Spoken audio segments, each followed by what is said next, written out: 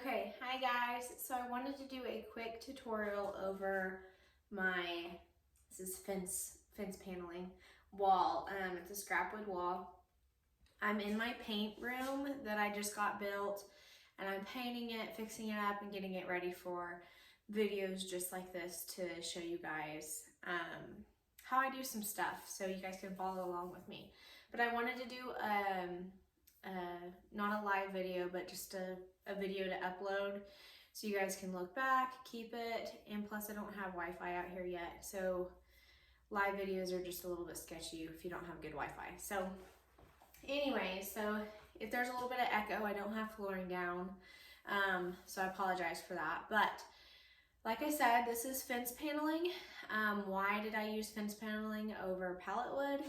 I would say it's a lot easier to take off. Some fence paneling, they screw it in. Some obviously use nails, which kind of is time consuming and laborious, but the ones that I had some screws, and then some of them were nailed in, which didn't take very much time to take them apart, but they're also longer. So pallet woods are shorter, and fencing is longer. So it goes longer per square foot and less time for me to have to worry about getting more wood in or anything like that. So all I did was get her like this before, and I have some laying on the ground here because I've got to finish this top part, and I'll show you this top part up here. But I wanted to show you kind of how I'm doing the distressing and everything, because I know you guys are going to ask. So these weren't the best pieces. I mean, obviously they're really deteriorating, but I mean, it didn't matter because it's going to be nailed up on the wall, and it's really just for show, for pictures, for videos like this with you guys and whatnot, to give a good clean slate on the background. So I wanted them white and keep them simple. They were really gray before, and all I did was I trimmed the ends off where it's kind of rounded, or like where it was splitting really bad. I cut those off, and I used, let's see, just some cheap paint. I didn't use my anti-slone in this, just because I didn't want to waste a lot of my paint on just this wall. I mean, it would have been just fine, but I just used, I feel better always using Sherwin-Williams. Their color matching is awesome. So I just used I used a primer. This is what I used all over the walls too in the paint room. It's Showcase Stain Blocking Paint and Primer. It's by Sherwin-Williams. You can get them at Lowe's now. I didn't know that, which that's where I got it at, because I was kind of surprised. It was like, oh, I need to get paint. I'm here. But I really would like to get Sherwin-Williams, not just the Lowe's brand or whatever, the Valspar brand. But we actually went over there and we noticed that they have Sherwin-Williams now. So it's like, oh, awesome, yay. But I love my guys. If you guys are local and you're needing to find a good Sherwin-Williams, there's one in Weatherford, and they're awesome. I mean, my parents and I do tons of projects, have done tons of projects ever since I was little. So they know us, and yeah, they always take care of us. So when you need help, they're there. And then I just have a roller, just your heavier texture roll, and I put it in a bag at night to preserve the paint, so I don't have to like exchange my rollers constantly, if that makes sense. So I just keep the same one and I bag it up so it doesn't dry out.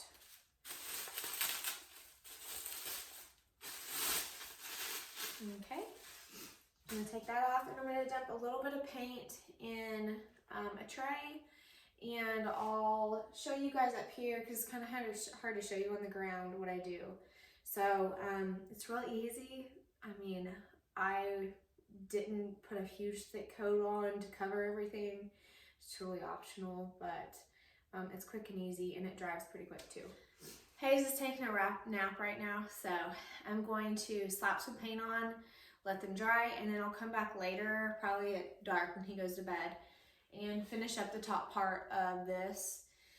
Typically, I did opposite of what I'm about to say, but you work from the top down to the baseboard, but I'm pregnant and lazy right now, so I just work from the baseboard up, and I thought I'd figure it out as I go. So anyway, so usually you start from the top and go down because you want your scrap trimmings kind of on the bottom. Like if you have to cut a long board or something like that, people see less down here than they do up here. So I am, because I'm pregnant, going to put a mask on. So anything I say is going to probably be muffled, but I'll try to take it off.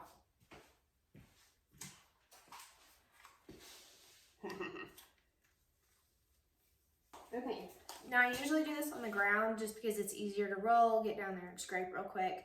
But for you guys to see what I'm doing, I'm gonna put them up here. I have a roller, and then I forgot I just have like a Pallet putty knife for scraping off, and it's caked on with paint, but I'll just soak it later, and a lot of this paint will peel off. So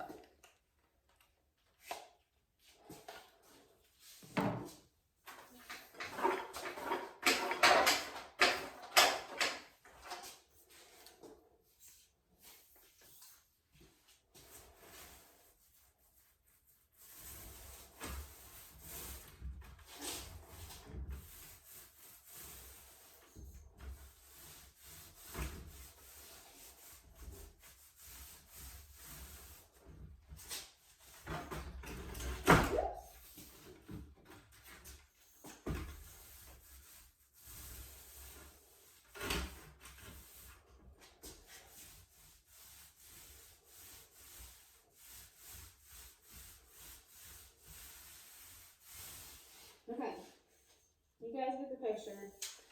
You kind of get the picture of how I'm doing it. I'm just rolling it on. I'm leaving some splotchy areas just to add a little bit more character and texture to the boards. And then I'll go back in with my scraper and scrape off.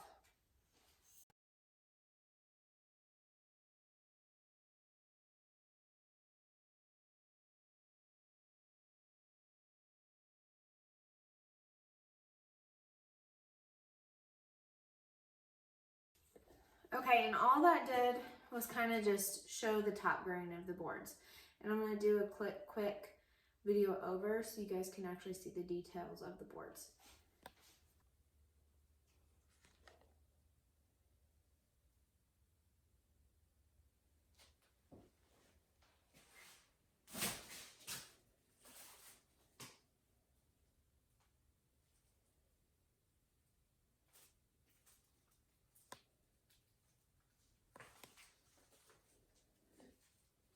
Okay, so I moved the camera up so you guys can kind of see the top part now that I have left to finish. So earlier I was just talking about how I painted it and everything, and kind of how I applied it to the wall. I also forgot to mention that this is OSB board, which is all throughout this paint room. It says sheetrock. We just went a cheap route and did all OSB. So that makes it kind of easy for me. I can just tack my brad nails with my nail gun everywhere. Usually you want to hit your studs if you're doing it like on sheetrock in a home. If you have pre-existing sheetrock is what I'm trying to say. I also painted the background black, as you can see. See the wood up here. Painted all this down in black. Kind of was lazy. Didn't go up details because it don't matter. And we just slapped it on. We didn't worry about getting a full coverage. So some are spotty in areas. It's not a big deal. All that, the only reason I did that was so any knots or like holes that you see will show black. So if I had it the yellow wood, the OSB wood, it would just show that yellow through. So the black looks a lot better. It just adds to that effect of what we're trying to do. So like I said earlier, you're really supposed to start from the top and go down, and then rip boards down to fit on your baseboard and everything. But I didn't do that. I started from the bottom and went up. you know, I like to make it difficult and different. So anyway, so this is where I'm at so far. I've measured and I've cut some of these boards just to kind of show you. And then I'll kind of fuzz to the end and show you the finish whenever I get done. Because I'm gonna have to rip boards at the top. I measured, and the top's gonna have to be ripped just a smidge, of course, like not even an inch, maybe a half an inch. So I'm gonna need a table saw to do that. So I'm gonna have to borrow that one from my parents. Call on my mama. So anyways, I'm gonna get started. What I'm using is, let's see, I have an 18 gauge, 1.5 inch, 38 millimeter. These are brad nails, and I love my nail gun. My mom gave it to me. It is like the best tool. It's not scary, it's lightweight, really safe to use. But you have to, for safety, you have to have this pushed in and then pull on the lever for it to even fire the nail. So all I do is I pack my strips of nails in here because I'm gonna run out here in a little bit. So I'm just gonna go ahead and put some in so I don't have to stop midway through the video. And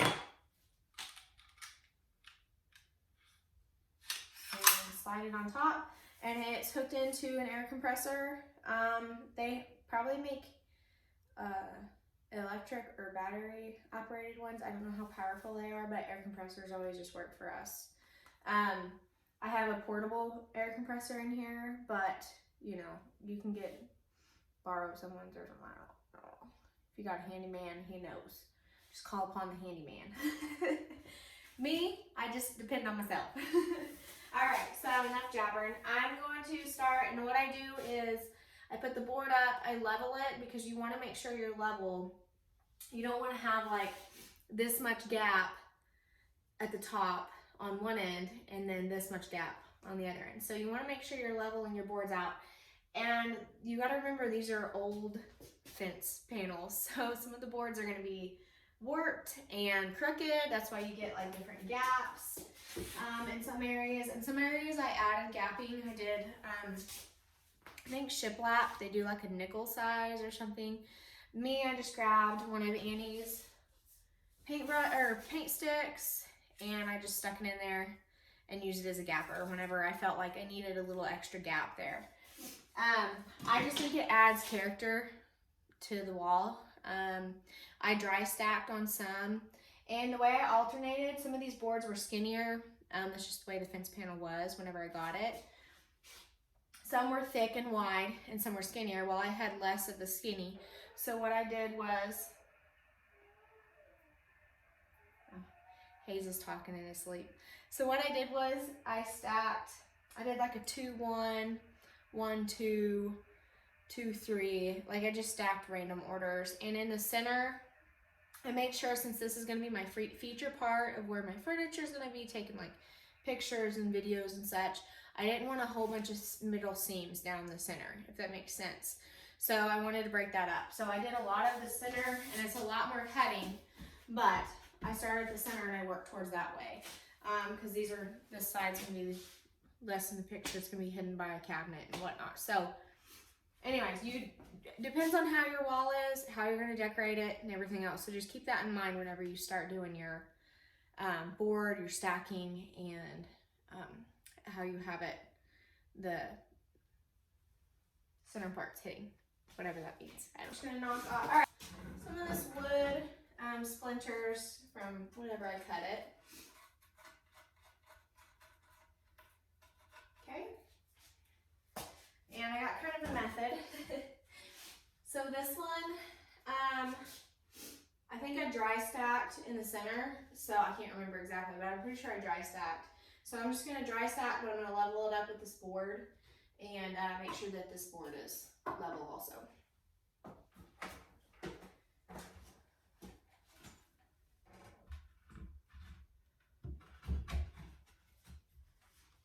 Got a little bit of gap.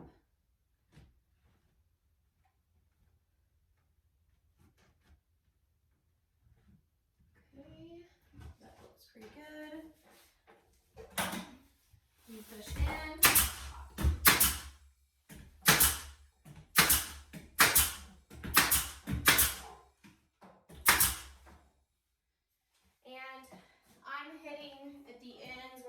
boards are splitting because I was running out of wood, and so I was using my scraps basically of what I had left of what I didn't want to use but kept around in case I was running out of stuff. So just keep that in mind.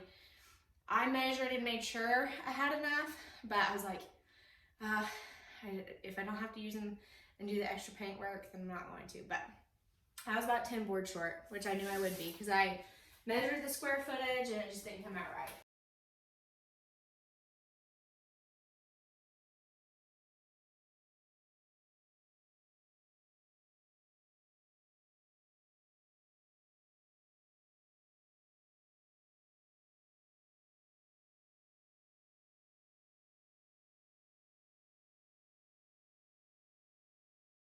Okay guys, so I got it all done. Oh, you know what mom buns are also good for? Holding your pencils and your pens. Okay, so I'm gonna flip the camera around and show you guys. So here's the base, and I'm gonna add trim board. Let's see, I've got some, I'll show you. Some trim to go down here. So that'll kind of help cover up that OSB board at the bottom, but and make the pictures look better. And then I'm gonna paint the floor, of course. Probably a French linen with Annie Sloan. That'll be another tutorial. But I wanted to show you guys, this is not perfect. Like, do not think this is a perfect job at all. I pieced in some areas where I needed to.